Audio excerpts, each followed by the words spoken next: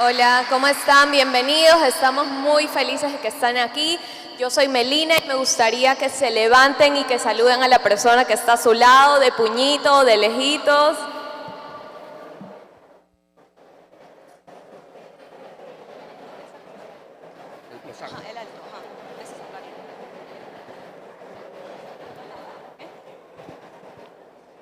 Gracias a todos, buenos días, podemos sentarnos y en esta mañana vamos a hablar de un tema maravilloso que se llama sabiduría financiera.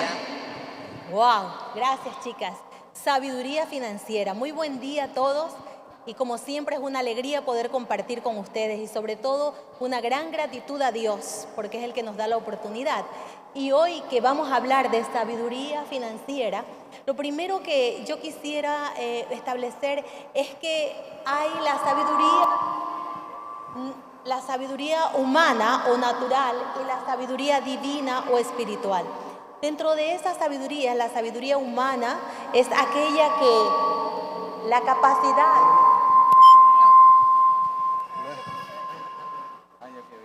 La sabiduría humana es la capacidad del conocimiento y habilidades que un hombre o mujer, un ser humano, pueda adquirir. Y toma decisiones en base a ese conocimiento, en base a esa experiencia, en base a esa formación. La sabiduría divina es la sabiduría que viene de Dios. Es la sabiduría que viene de Dios y es una sabiduría que nos lleva a tomar decisiones correctas en base al conocimiento de la verdad de Dios, a las Escrituras. Es la revelación de Dios. Diríamos que la sabiduría de Dios es la comprensión, el entendimiento que tenemos de la voluntad de Dios. Por eso, cuando hablamos de sabiduría, de la sabiduría financiera, lo primero que debemos establecer son principios escriturales, principios bíblicos que nos enseña a nosotros como hijos de Dios. Una mente natural no conoce, no entiende, no acepta la verdad de Dios. Pero la mente espiritual, la mente en donde Dios nos ha dicho sabiduría, sobre todo adquiere sabiduría y sobre todas tus posesiones adquiere inteligencia.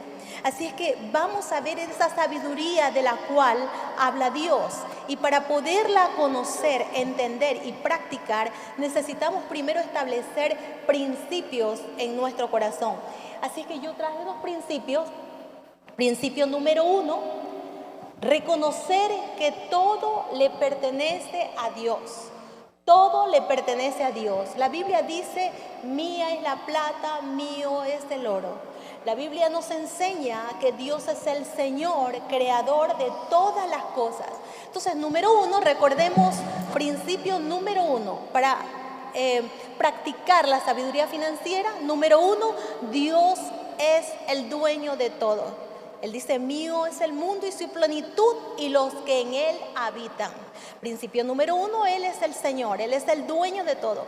Principio número 2, Dios, que es el dueño, es quien nos da a nosotros capacidades, habilidades, oportunidades. Entonces, Dios es no solo que es el Señor y dueño, sino que también es quien nos entrega todos los beneficios. Dice la Biblia que si algo de bueno tenemos, todo lo bueno, dice, proviene ¿de quién? De Dios. Por lo tanto, Dios es el dueño, Dios es el que me da a mí. Por ende, la sabiduría financiera tiene que ver con qué hago yo con los recursos que Dios deposita en mi vida. Así que quiero que por favor Melissa nos ayude, ahora que sabemos que Dios es el dueño de todo y que nosotros somos sus fieles administradores.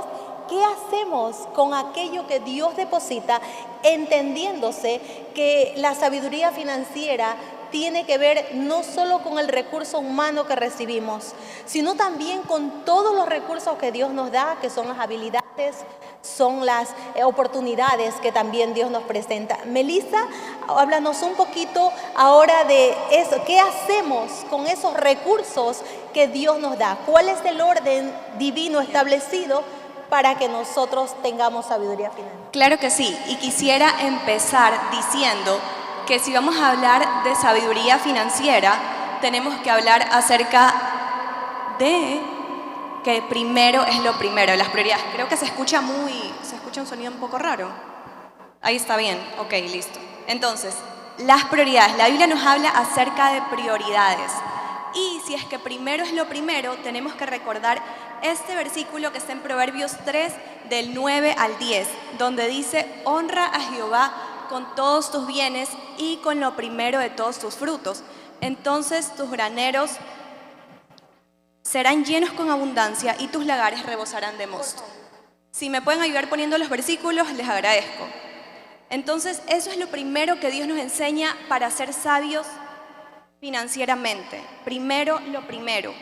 Por ejemplo, si Dios nos está hablando aquí de que debemos de ponerlo a Él primero, y sabemos que la Biblia nos enseña que el diezmo, ¿qué es el diezmo? El diezmo viene de 10, ¿verdad? El 10% de lo que le pertenece a Dios. Si el 10% le pertenece a Dios, significa que todo lo que queda, que es el 90%, hartísimo, es lo que nos pertenece a cada uno de nosotros, para que lo administremos correctamente. Levítico 27:30 nos dice: y el diezmo de la tierra, así de la simiente de la tierra como del fruto de los árboles de Jehová es cosa dedicada a Jehová. Y en este tema yo estaba pensando cómo ejemplificarlo. Y bueno, voy a poner algo súper sencillo. Digamos que cada uno de los que estamos aquí presentes ganáramos $500 mensuales. El diezmo viene a ser el 10%, que son $50, ¿verdad? $50 le pertenece ¿a quién?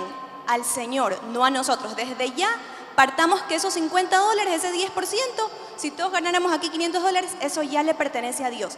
¿Y qué hago con el resto, el 90%? Eso sí me pertenece a mí, lo administro correctamente y con ese 90% puedo pagar los gastos fijos, puedo pagar impuestos, puedo pagar, etcétera, todo tipo de gastos, pero el 10% le pertenece a Dios. Ahora, ¿qué sucede si nosotros tomamos de ese 10%? La palabra también nos habla acerca de eso. Dice la palabra que el diezmo debe de ser íntegro, total y sin restar absolutamente nada. Porque si no nos convertiremos en lo que está escrito en el libro de Malaquías 3:8. ¿Robará el hombre a Dios? Pues vosotros me habéis robado. Eso dice Dios. Entonces, ¿en qué le hemos robado? Entonces responde: en vuestros diezmos y ofrendas.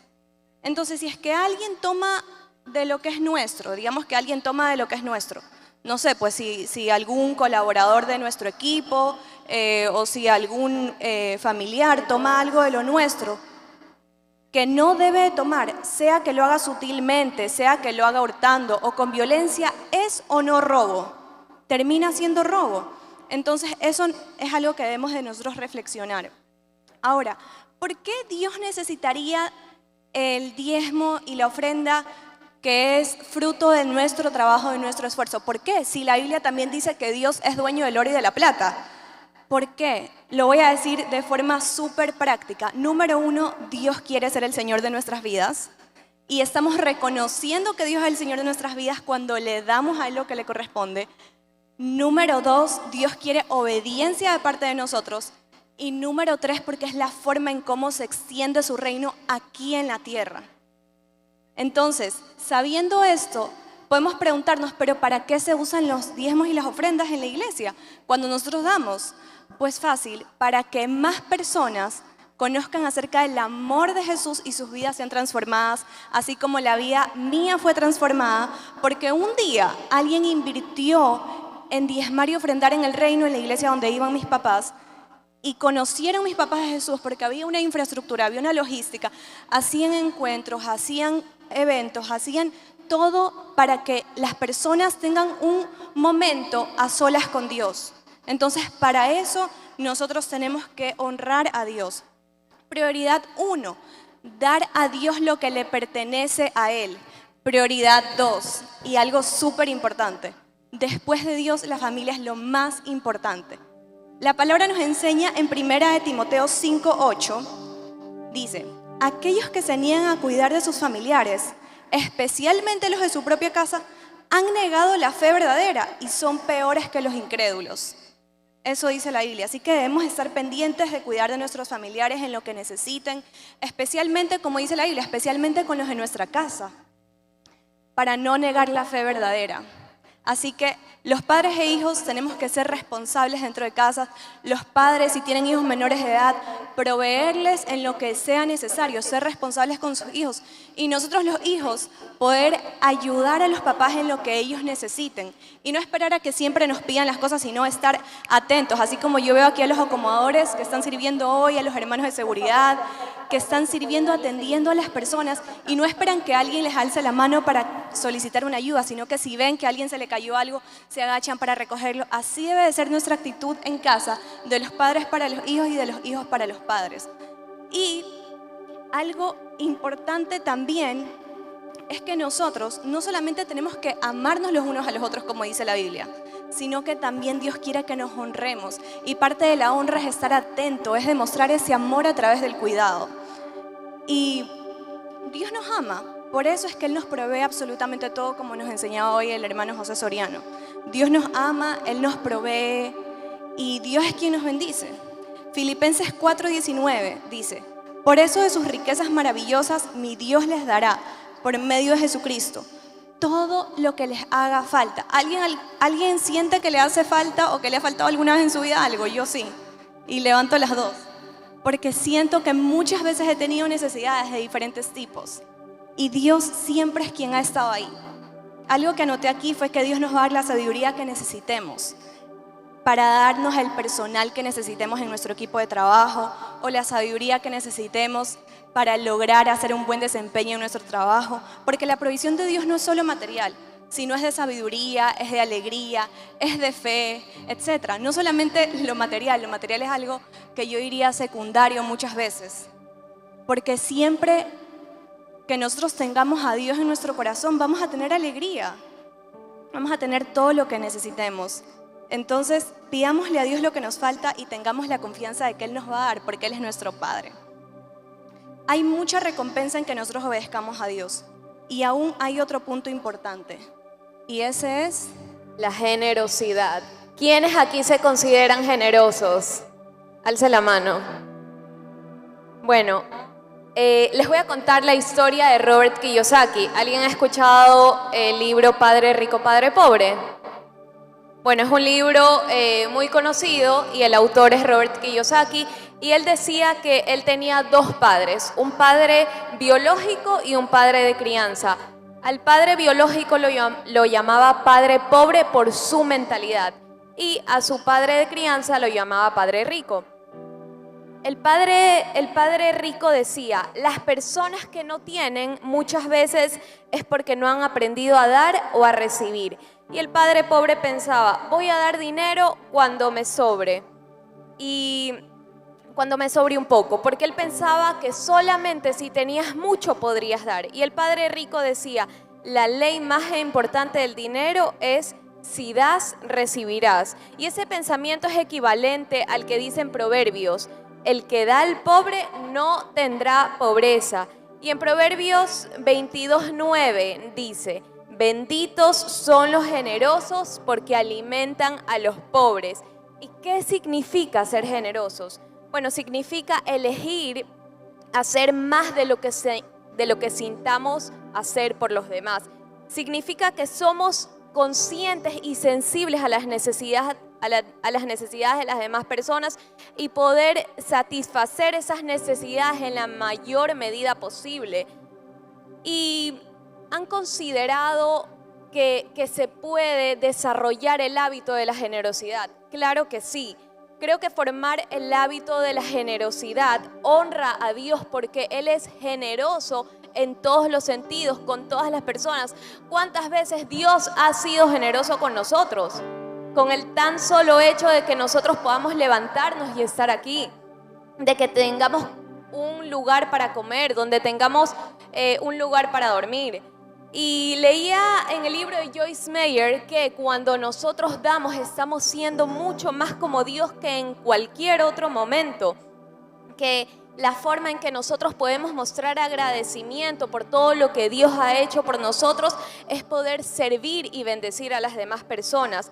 Muchas veces nosotros hemos sido generosos, no sé, con nuestros familiares o con las personas que queremos en algunos momentos en específicos como Navidad, cumpleaños, aniversarios, etc.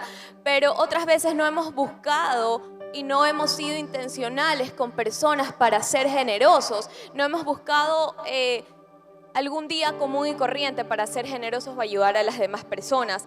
Y existen muchas maneras de ser generosos. Y la verdadera generosidad es una cuestión de corazón. Pídele a Dios que te muestre cómo Él quiere que expreses generosidad a las personas. Pídele al Espíritu Santo que te pueda guiar, porque Él lo puede hacer. Cada día nosotros nos podemos levantar con ese objetivo de ser de bendición para las demás personas. En Filipenses 2:3 dice: no hagan nada por egoísmo o por vanidad, más bien con humildad. ¿Y cómo podemos también ser generosos? Sí, una parte importante puede ser con la parte económica, pero otra parte puede ser pasando tiempo con alguien, haciéndole una taza de café, invitándolo a comer o simplemente escucharlo y pasar tiempo con esa persona. Tal vez estemos ocupados en subsistir cada mes y que no te alcance. Es entendible, sí, pero también sé que si tienes un corazón para convertirte en una persona generosa, Dios te dará las herramientas y serás instrumento para poder bendecir a otros. En 2 de Corintios dice: ustedes serán enriquecidos en todo sentido, para que en toda ocasión puedan ser generosos. Y me encantó en el mensaje de los diezmos y la ofrenda, que también fue de la generosidad, lo que el hermano José Soriano dijo, puso el versículo en Lucas 6:38. Den y recibirán, lo que den a otros les será devuelto por completo, apretado, sacudido, para que haya lugar para más, desbordante y derramado sobre el regazo. La cantidad que den determinará la cantidad que recibirán a cambio. ¿Cuántos vamos a ser generosos de ahora en adelante? ¿Cuántos nos vamos a levantar cada día con el objetivo de poder bendecir a alguien con el tan solo hecho de escuchar a esa persona, de llamar a esa persona? O incluso económicamente, si vemos que alguien está necesitando de cualquier recurso económico o pudiendo ayudar en cualquier forma que ustedes puedan hacerlo. Y créanme que si ustedes tienen ese corazón para hacerlo, no piensen, no, ahorita no tengo, cuando yo tenga. No seamos como ese padre de pensamiento pobre que decía que solamente si nos sobra vamos a dar. No, con los recursos que nosotros tengamos podemos dar. Sí, muy bien. Gracias.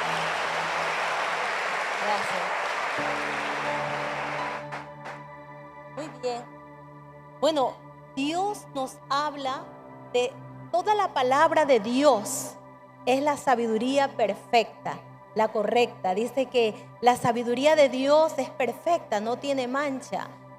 Quiere decir que muchas veces las decisiones que nosotros hemos tomado en base a una sabiduría humana no siempre es la correcta. Por eso, al conocer estos principios, hay muchos principios del manejo correcto del dinero, pero hemos tomado 2 de ellos, ¿verdad? El número 1, que nos atañe a nosotros como hijos de Dios, es aprender a que Dios tenga el primer lugar. Y cuando Dios tiene el primer lugar en nuestras vidas, lo primero es lo primero. De todo lo que recibimos, el 10% recibimos de Dios. No podemos dar nada que primero Dios no nos haya dado. Eso tenemos que tenerlo como parte de nuestros principios y estilo de vida.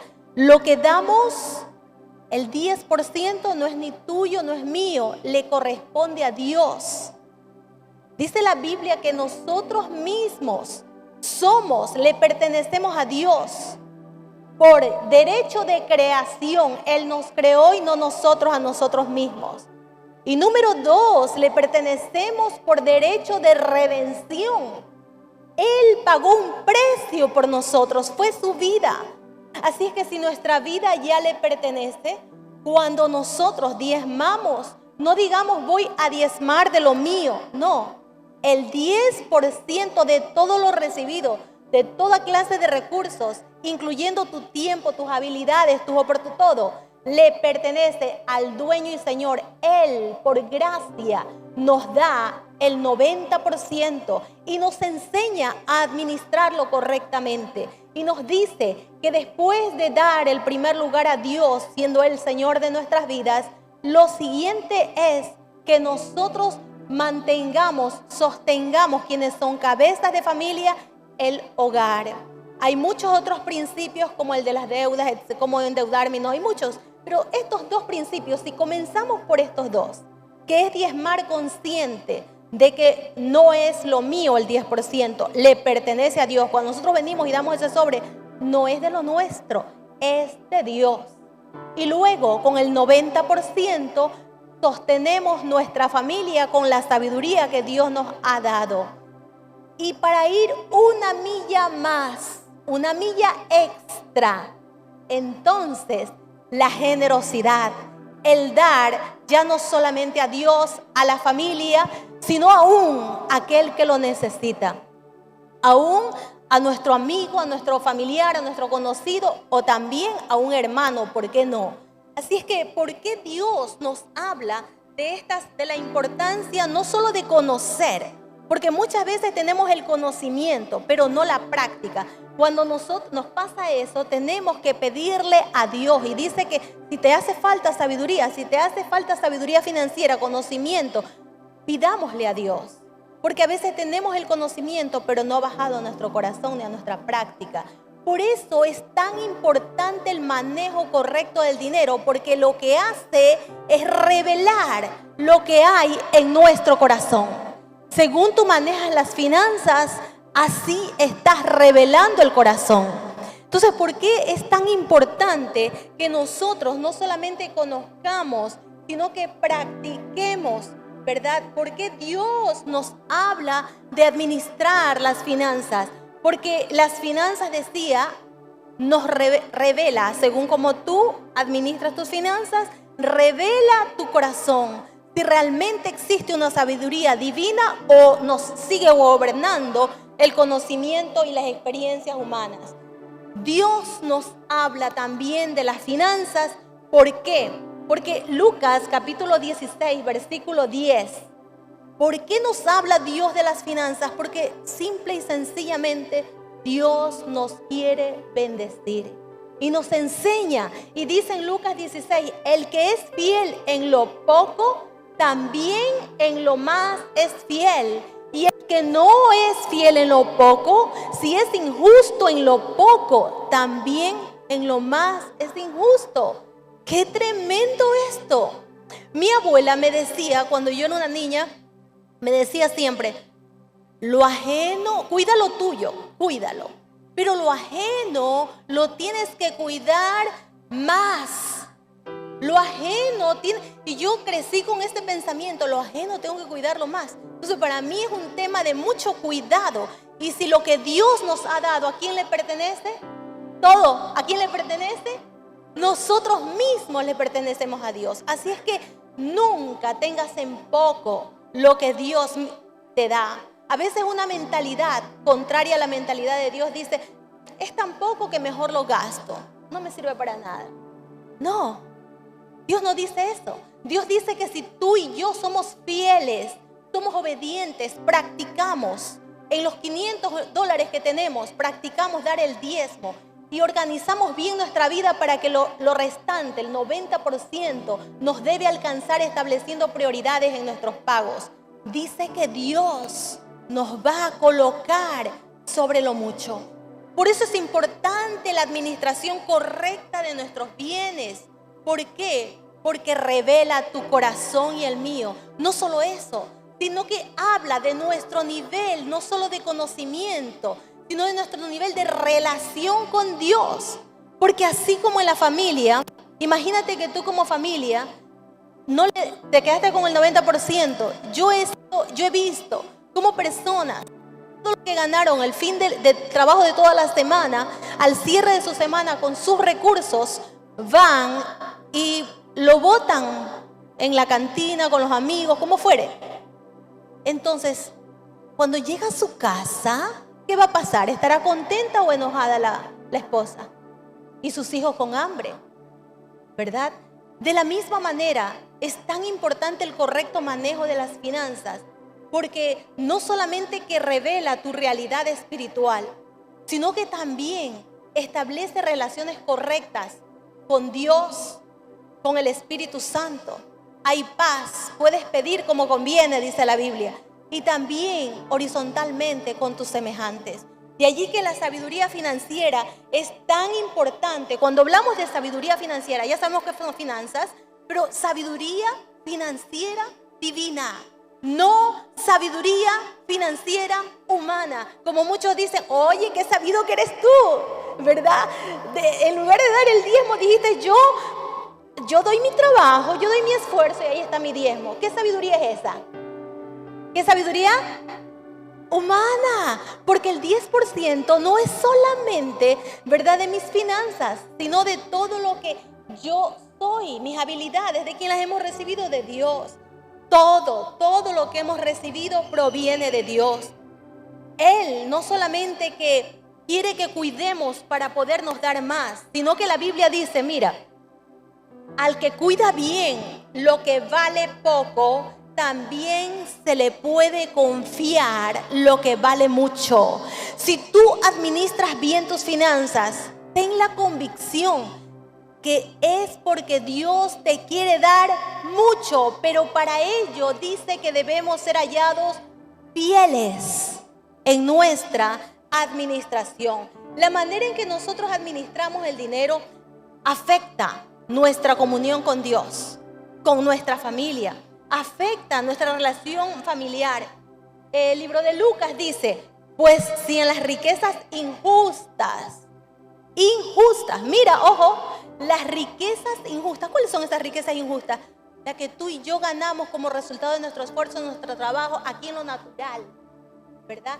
Si no son fieles, dice, en las riquezas injustas, ¿quién te confiará lo verdadero? ¿Quién te confiará lo eterno? Si tú no eres una persona que respondes en obediencia a la revelación divina, no esperemos que Dios nos confíe. Hay personas que no obedecen principios y dicen, ay, yo quiero que Dios me hable, yo quiero que Dios me diga lo que yo tengo de hacer mañana, yo quiero que Dios me revele esto, eso y aquello. Ya Dios te está revelando principios. Y los cristianos no vivimos por parecer, sino porque, o emociones o circunstancias, sino por los principios de la verdad de Dios.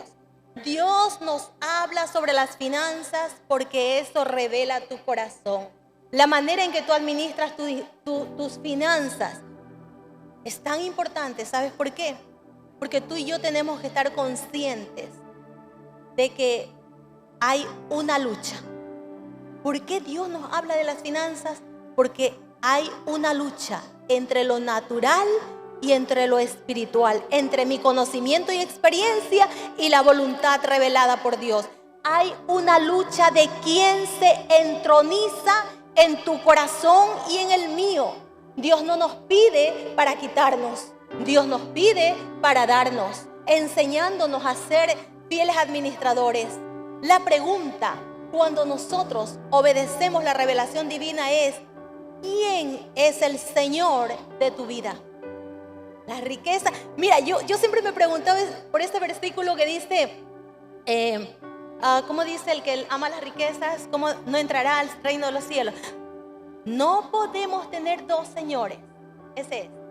No podemos servir, que dice, a Dios y a las riquezas. Y yo me pregunté por largo tiempo y yo decía, Dios, la riqueza, eso significa que no tengo que trabajar, que no tengo que esforzarme mucho. Y entendí que no. Porque el esfuerzo y la valentía y las oportunidades y todo lo bueno proviene de Dios. Entendí que no puede ser el Señor de mi corazón. Por eso dice, no pueden haber dos señores. No pueden haber dos señores. No es Dios y la riqueza, lo humano y lo divino. No. Solo puede haber un Señor. Y diga conmigo, Jesucristo es el Señor. Dígalo conmigo, Jesucristo es el Señor. Jesucristo es el Señor. No puedo ahondar sobre esta palabrita que pesaba tanto en la época de Jesús, sobre la palabra Kyrios, oh Señor. Quiere decir el que te gobierna. Por eso Jesús, ¿sabes? Por eso Jesús fue crucificado. Y a veces somos crucificados. Yo me acuerdo que cuando era soltera, en mi casa parte de la familia no era cristiana. Y pues cuando iba a darle uno algo a Dios, lo crucificaban con las palabras. Cuando Jesús fue crucificado, iglesia, ¿por qué palabra fue? Porque todos decían ahora que Jesucristo era el Señor. Y para Roma solo había un Señor, el que gobierna. ¿Quién era? César. Por eso había la cara de César en el dólar. ¿Jesucristo es el Señor o no es el Señor? Entonces, seamos sabios. ¿Cómo ser sabio? Sabio no es otra cosa que tomar las decisiones correctas en base a un conocimiento. En este caso, en base a la revelación de la verdad de Dios. En base a la revelación de la verdad de Dios debemos aprender a tomar las decisiones correctas para realmente ser llamados, como dice la palabra, sabios. Mira, Dios quiere ser el dueño no solo de palabras, sino con nuestras acciones. Pero lo interesante de esto, ¿sabes cuál es? Voy a traer una frase que la dijo el doctor Luis Palau. Dijo, en la vida secreta está el secreto. Lo repito. En la vida secreta está el secreto. Nadie te puede decir, da esto, no hagas. Nadie. Tú en lo secreto de tu forma de vida, de tus decisiones, lo haces. Pero ahí está el secreto. Porque aunque en ojo no te ve, humano, hay un Dios que te ve. Y en el secreto está el secreto de tu éxito. Mira, por eso a lo largo de los años de conocer a Jesús, he tenido muchas luchas de diferentes maneras. Y esta lucha financiera continúa. Sí, continúa. Es hasta que partamos. Todos los días tenemos que ganarle la batalla de que Jesucristo sea el Señor. Y te decía que en el secreto está el secreto de tu éxito. En lo secreto está el secreto de tu bendición. Yo he visto cómo jóvenes desde muy temprana edad aprenden en obediencia y veo que en su vida Dios va bendiciendo, Dios va bendiciendo, Dios va bendiciendo. Y he visto otros que también alaban, adoran y cantan y dicen todo lo que tú quieras. Pero en la vida pública no hay evidencia. Jesús, ¿qué dijo? Por el fruto lo conoceréis. Y nuevamente conmigo. En el secreto, en lo secreto está el secreto. El secreto está que ahí donde nadie te ve, tú y yo seamos fieles.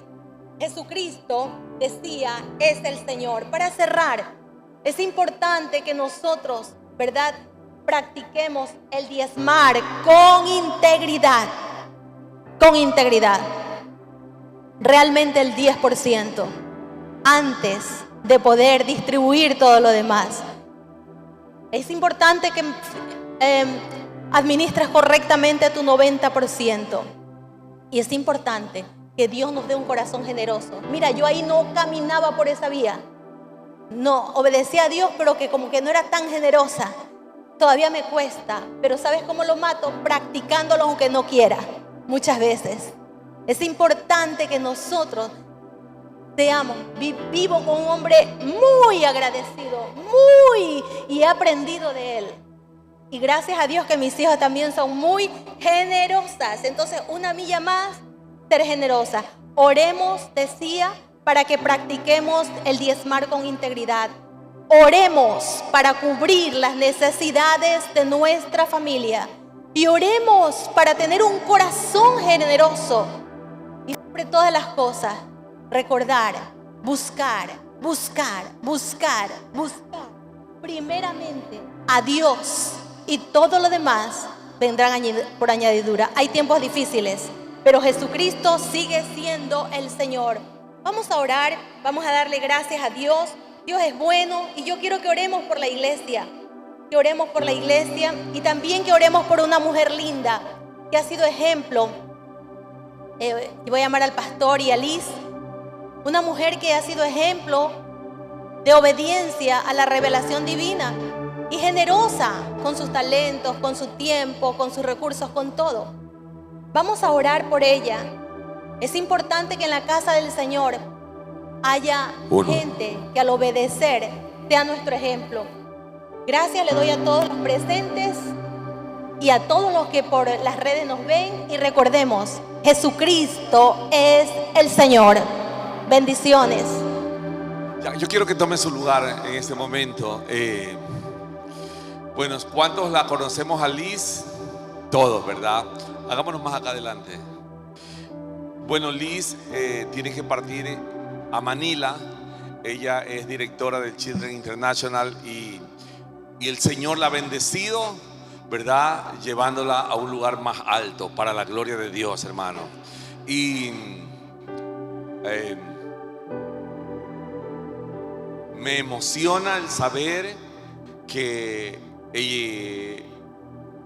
cuando inicié una conversación contigo, ¿te acuerdas? En la oficina pastoral, ese día yo la descubrí. Yo digo allá que yo la descubrí a Liz. Vi su potencial, vi una capacidad tremenda como en todos ustedes. Y yo le dije a Liz, desde hoy yo te nombro mi asistente. A la directora del Children International. Yo, qué audaz, ¿verdad? Qué atrevimiento. Y ella me dijo, sí, mi pastor, ok. Y comenzamos esa tarea muy linda, muy hermosa, siempre dispuesta a ir una milla más en medio de sus ocupaciones. Pero yo sé que hoy simple y sencillamente para nosotros es motivo de una bendición el que ella se vaya a Manila, ¿verdad? Pero en diciembre va a regresar y luego se va a volver a ir ella, sí. Y verdaderamente que es una bendición. Nosotros te apreciamos, te queremos muchísimo. Y no sé si quieras decir unas palabras aquí a la familia de la fe. Mi familia. Amén. Solo lo que aprendí, lo que sigo aprendiendo. Deleitémonos en el Señor y Él nos va a conceder las peticiones de nuestro corazón. Que no hay nada que nos pueda apartar del amor de Jesús, a donde sea que estemos y como sea que estemos. Nada nos puede apartar de Jesús. Y Él es el que es. Y ese es el que está con nosotros. Amén. Así que vamos a orar. Denle un aplauso al Señor. Vamos a orar. Yo quiero que vengan sus dos hijos acá. Que venga Albita y que venga César, por favor. Ok. Ellos son los dos hijos y vamos a orar con ellos también. Ellos también le sirven al Señor y queremos hacer una cortísima oración.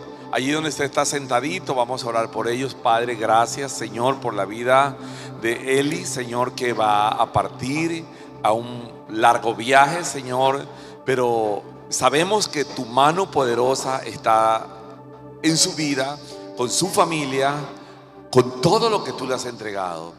Señor, qué hermoso es saber estar los hermanos, vivir los hermanos juntos en armonía. Es como el buen óleo que baja, Señor, sobre la barba de Aarón, dice tu palabra, y desciende a todas sus vestiduras. En este día, Señor, yo la bendigo, Señor, bendigo a Albita, bendigo a César. Señor, que todos tus planes en la vida de ellos se cumplan, Señor. Señor, queremos darte a ti toda la gloria y toda la honra por todo lo que tú haces y seguirás haciendo a lo largo de su vida. Muchas gracias, Señor. En el nombre de Jesús, amén y amén.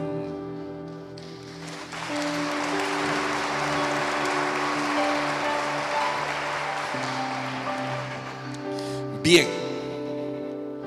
me gustó mucho el tema de la generosidad. ¿Cuántos decimos amén? Oiga, solo uno, el que habló. Me gustó mucho el tema de la generosidad. Amén.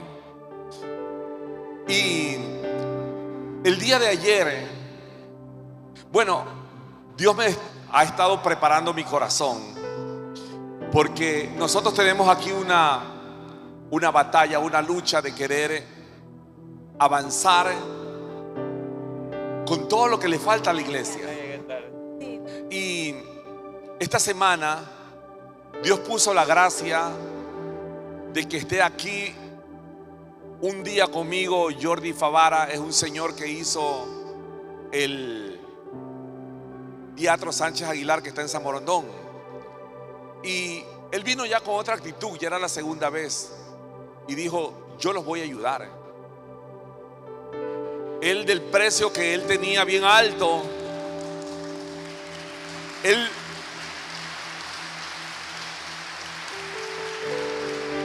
me dijo: yo los voy a ayudar, les voy a hacer el estudio más económico, y en 2 semanas lo tengo listo. El día de ayer en mi casa llegó un hermano de la iglesia para orar por unos negocios millonarios, y me dijo: pastor, yo quiero que usted ore por mí y que imponga la mano sobre este proyecto, porque si sale yo también voy a apoyar la obra de Dios. Yo le dije: ok, oremos.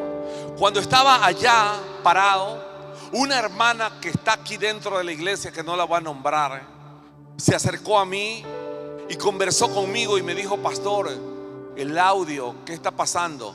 Le digo: hermana, estamos haciendo los estudios. Avíseme apenas tenga listos los estudios, para la gloria de Dios. Hoy, entre ayer y hoy acontecieron esas 3 cosas. Estamos instalando esta próxima semana esa pantalla de aluminio y vidrio. Ya le vamos a poner los vidrios, hermano. Amén. ¿Cuántos decimos amén? Y la obra continúa. Por eso la necesidad de que usted se muestre generoso, porque la suma de todas las personas que estamos aquí va a permitir que logremos alcanzar el objetivo, como decían las 3 pastoras, y podamos tener sabiduría financiera divina. Y como decía el hermano José Soriano, Dios no solamente ve la semilla. Oiga, me encanta a mí el mensaje y yo voy a predicar sobre los diezmos y ofrendas. Ahora escúcheme a mí, hermano. Cuando tú siembras una semilla, no te quitan la semilla. Tú preparas en tu futuro una abundante cosecha. Tú tienes que pensar así. Tú nunca pienses que Dios te quita aquello que tú has recibido como fruto de tu esfuerzo y de tu trabajo. Dios quiere seguirlo multiplicando absolutamente todo. Todo. El día en que yo conocí al Señor, abro la Biblia, me enseñan acerca de la necesidad de diezmar y ofrendar, y que Dios escuchaba, y que Dios multiplicaba, y que Dios hacía esto y aquello. Y yo dije: esta es la oportunidad de mi vida. Siempre se los voy a contar, siempre lo voy a declarar. Siempre ustedes van a saber lo que dice la Biblia en el Salmo 23:6, que el bien y la misericordia me seguirán. El bien y la misericordia, ¿qué dice? Me seguirán. Diga conmigo: todos los días de mi vida. Todos los días de mi vida. Todos los días de mi vida. Todos los días de mi vida. O sea que cuando nosotros nos esforzamos y ponemos un emprendimiento y le decimos: Señor, yo quiero que tú sepas que quiero que este emprendimiento esté en tus manos y tú lo bendigas, porque de todo lo que este emprendimiento me dé, yo voy a separar lo que te pertenece. ¿Sabes una cosa? Que tú y yo nos quedamos con el 90%. Y el Señor solamente dice: para que no se haga Señor de tu corazón, como decía la pastora, el dinero. El Señor dice: yo quiero una parte de ese 100% que yo te doy, porque yo te doy a ti la vida y conservo tu finanza para que nadie te las quite. Decide tú y decido yo. Yo me he propuesto casi todas las semanas, y te lo digo no por vanagloria, te lo digo para que tú seas desafiado. Todas las semanas, no hay una semana que yo no traiga un cheque aquí a esta iglesia. Amén. No hay una sola semana.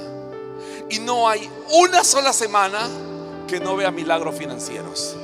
Para la gloria y la honra del Señor te lo estoy diciendo, hermano. Mira, yo te voy a decir algo. Lo último, cuando la viuda pobre tuvo la oportunidad, ella dice que pasa al altar y da todo lo que tenía. El Señor Jesús no estaba abanderando la pobreza, porque la pobreza nunca ha sido una bendición para nadie. Más bien ha sido una carga, ha sido un dolor. Porque cuando tú estás carente de los recursos, te enfermas, sigues postrado porque no tienes ni para la medicina. Cuando tú estás en pobreza, no puedes suplir las necesidades básicas en una familia. Cuando tú estás en pobreza, no tienes dinero ni siquiera para el colectivo, peor para el taxi. Lo que Jesús estaba diciéndole a la gente: esta mujer tuvo fe, confió, vio su milagro, porque hay un milagro cuando honramos la palabra y la creemos en el campo financiero. Por eso, mi amado hermano, dice la palabra: dad. ¿Y sé qué? Pero si yo nunca doy, te profetizo, profeta, dígalo, nunca vas a recibir. El que da, recibe. Yo provengo de una familia de agricultores, y yo vi cómo mi padre sembraba la tierra con tractores, y ellos la preparaban. Ellos sabían el tiempo de la preparación de la tierra. Diga conmigo: ellos sabían el tiempo de la preparación de la tierra. Ellos no la preparaban en cualquier momento, sino que había un tiempo donde ellos pasaban el arado, la rastra, limpiaban, quemaban, etcétera, etcétera. Luego compraban semilla certificada. Número 2, diga conmigo: semilla certificada. Ahí está pues lo que dijo José Soriano, ¿ok? De calidad. Iban ahí a INEAC, compraban la semilla certificada, la sembraban, y durante el proceso cuidaban de 4 meses. Y al 4.º mes venía la cosecha abundante, abundante. Y de eso vivía mi familia. Y yo veía cómo estos 2 ciclos se repetían todos los meses. 2 veces al año la cosecha. O era maíz, soya, soya, maíz, maíz, soya, soya, maíz. Hasta que se cambiaron a la palma africana. Pero vi cómo sembraban y cómo cosechaban. Pero también vi a unos tíos que la cosecha se la comieron, la despilfarraron, y después no tuvieron oportunidad. ¿Para qué? Para sembrar, y fueron a pobreza. Elige tú. Yo ya elegí tomar mis decisiones financieras, porque un día, cuando pase por momentos financieros difíciles, voy a tener autoridad para acercarme al Señor y decirle: Señor, ¿recuerdas tú que yo iba todos los domingos con ese cheque, Señor? Y lo hacía con alegría, con un corazón lleno de contentamiento, porque quería que haya mejor acústica, quería que los hermanos estuviesen climatizados con su aire, quería, Señor, ver una alfombra, y quería ver muchas cosas. Mi amado hermano, te dejo una carga. Estamos ya por vender la casa de oración que estaba allá en la ciudad de La Guayaquil, porque con eso también vamos a avanzar más. Queremos hacerlo de aquí al lado. Aquí al lado ya está hecha la cimentación para levantar las aulas de los niños. levantar un auditorium pequeño. Nosotros necesitamos seguir avanzando en la obra del Señor. Y tú eres parte importantísima de ese desafío. Tú eres un guerrero del ejército del Señor. Póngase de pie, mi amado. Denle un aplauso al Señor en esta mañana.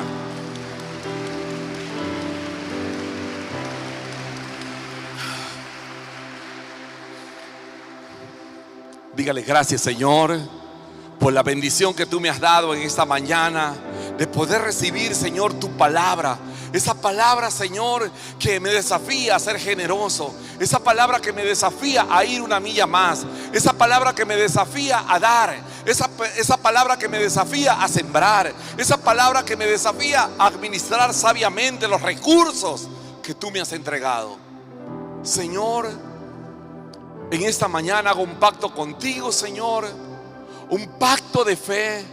Un pacto, Señor, en el que tú bendigas mis emprendimientos, mis empresas, mi trabajo, mi profesión, Señor. Y de todo lo que tú me des, yo separaré lo que te pertenece a ti, Señor, para la gloria y para la honra del Señor. Denle un aplauso al Señor y está despedido. Despídase uno a otro. Que Dios lo bendiga.